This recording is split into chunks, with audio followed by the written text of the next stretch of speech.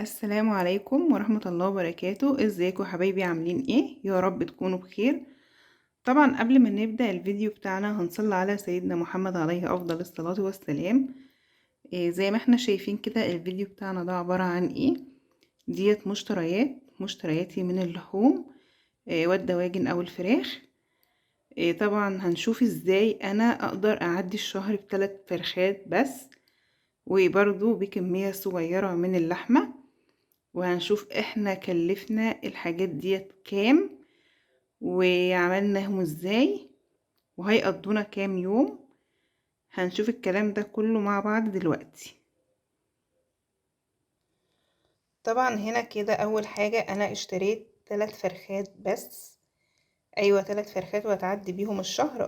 3 فرخات وهنعدي بيهم. ايوه 3 فرخات وهنعدي بيهم الشهر. بس طبعا الفراخ مش فراخ بس.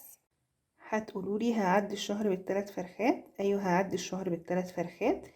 وزي ما احنا شايفين انا مقسمة ال3 فرخات ازاي، وحجم الفراخ كان كبير جدا زي ما احنا شايفين بالشكل اللي قدامنا ده.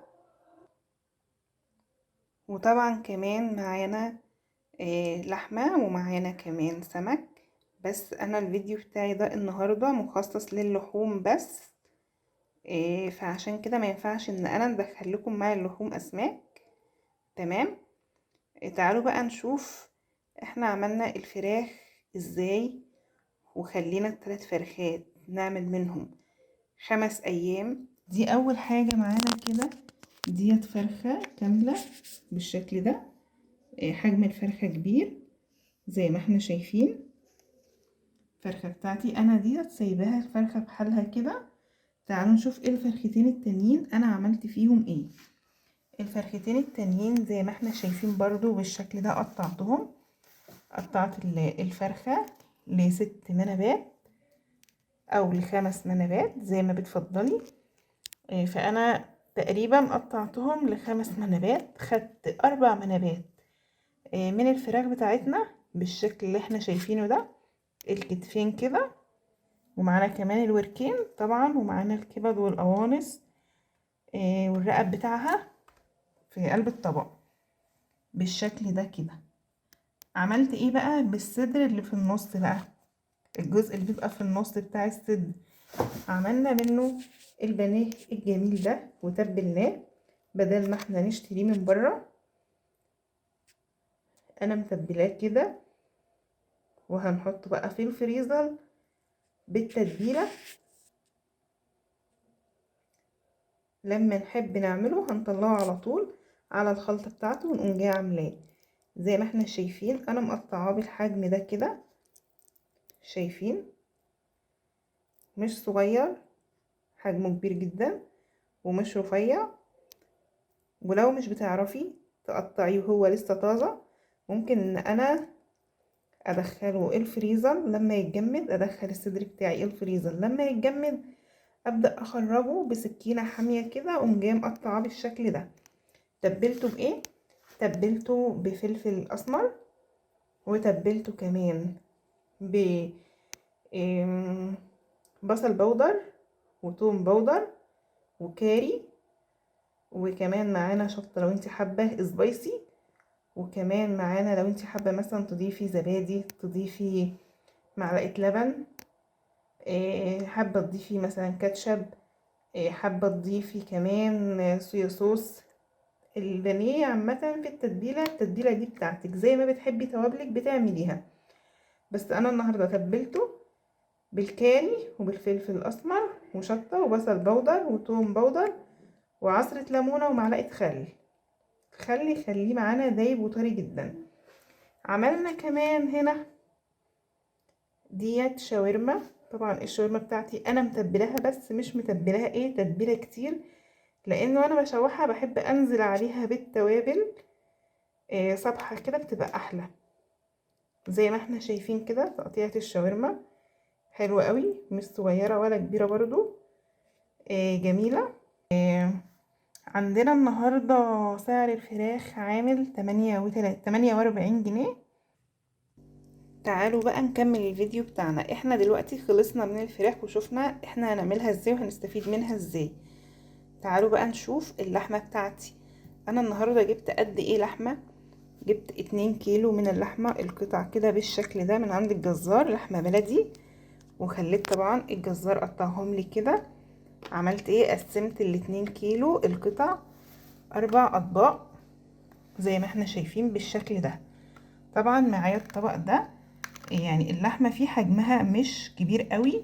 ليه؟ علشان هعملها على طبيخ في يوم، اعمل مثلا عليها سبانخ، ولادي بيحبوا السبانخ جدا زي ما احنا شايفين. اقدر ان انا اقسم دولت بالشكل ده كده، كبيرة شوية، قطع كبيرة شوية، والاطباق كتير شوية. طبعا ليه؟ علشان ممكن ان انا اعملهم في شوربة، اعمل جنبيهم طبق قلقاس، اعمل جنبيهم اي طبق طبيخ، طبق ملوخية، اي حاجة انا حباها هنعملها جنبيهم. تمام.